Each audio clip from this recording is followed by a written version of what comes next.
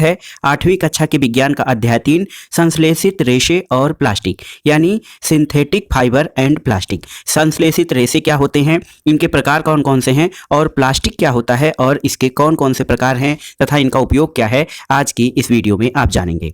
तो आइए शुरू करते हैं दोस्तों पोशाक या कपड़े जिन्हें हम पहनते हैं वो फैब्रिक से बने होते हैं। आप जानते हैं कि जो कपड़े हम पहनते हैं वो फैब्रिक से बने होते हैं और कपड़े प्राकृतिक अथवा कृत्रिम स्रोतों से प्राप्त रेशों या फाइबर से बनाए जाते हैं।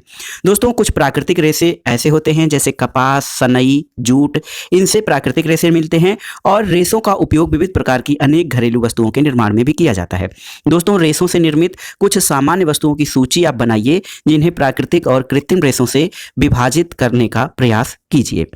देखिए आप पाएंगे कि कुछ वस्तुएं वो कृत्रिम रेशे कहलाती हैं और कुछ वस्तुएं प्राकृतिक रेशों की श्रेणी में आती हैं। दोस्तों प्राकृतिक रेशे क्या होते हैं? प्राकृतिक रेशे वे हैं जैसे कपास, ऊन, रेशम आदि, ये पौधों अथवा जंतुओं से प्राप्त होते हैं, इन्हें प्राकृतिक रेशे कहा जाता है।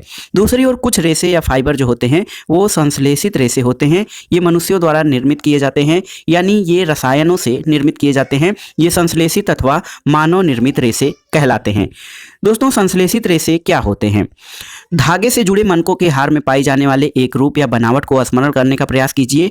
देखिए यहाँ पर इसके अलावा एक समान कागज के कुछ क्लिपों को जोड़कर एक लंबी श्रृंखला बनाने का प्रयास कीजिए। क्या दोनों में कुछ समानता है दोस्तों एक संश्लेषित रेशा भी छोटी छोटी इकाइयों को जोड़कर बनाई गई एक श्रृंखला होती है। संश्लेषित रेशा या सिंथेटिक जो फाइबर होता है वो छोटी छोटी इकाइयों को जोड़कर बनाई गई श्रृंखला होती है और प्रत्येक छोटी इकाई वास्तव में एक रासायनिक पदार्थ होता है और इस प्रकार की अनेक छोटी छोटी इकाइयां मिलकर एक बड़ी एकल इकाई बनाती हैं जो कि बहुलक या अंग्रेजी में इसे पॉलीमर कहा जाता है। पॉलीमर शब्द दोस्तों ग्रीक भाषा के दो शब्दों पाली और मर से बना है।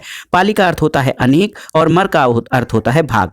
तो पॉलीमर या बहुलक बहुत सी इकाइयों को दोहराने से बनता है। दोस्तों बहुलक जो होते हैं वो प्रकृति में भी पाए जाते हैं और ये कृत्रिम रूप से इनका निर्माण भी किया जाता है। जो प्रकृति में पाए जाने वाले हैं उनमें कपास एक बहुलक है जो सेलुलोज कहलाता है।